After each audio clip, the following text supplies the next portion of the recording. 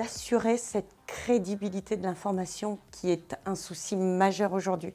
Ça veut dire être porteur d'un certain nombre de valeurs, d'éthique, que sont la vérification de l'information, la vérification des sources, la neutralité dans l'approche de l'information, la capacité à accepter le contradictoire, accepter aussi le fait qu'il n'y ait pas toujours de vérité scientifique et qu'en tout cas on n'en soit pas soi-même porteur et que ça suppose aussi d'accepter la controverse et d'accepter qu'il puisse y avoir un débat. Et tout ça, c'est très clairement ce qui est en difficulté, en déséquilibre actuellement dans le fait que chacun puisse s'inventer porteur de capacité d'affirmer un certain nombre de choses.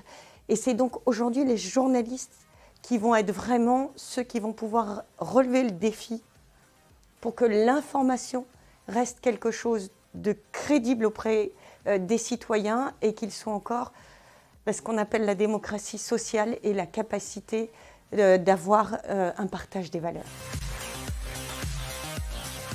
Qu'un journaliste puisse représenter ce qu'on attend de lui dans cette capacité à apporter une information fiable et loyale, il ne doit pas être déconnecté de la réalité sociale. Il doit y avoir au sein de la profession de journalisme cette diversité sociale qu'ils vont être amenés à apporter et à partager en fait.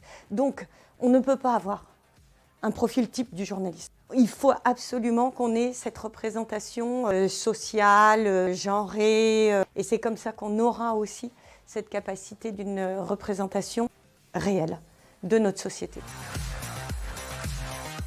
C'est les études qu'elle réalise. Parce qu'en réalité, elle ne peut pas avancer si on n'a pas des véritables chiffres.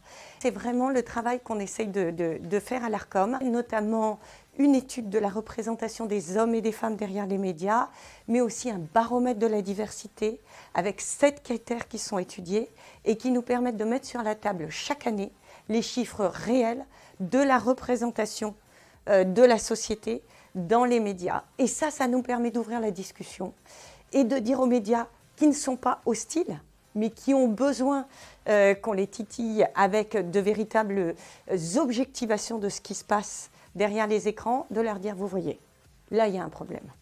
Donc comment est-ce qu'on avance ?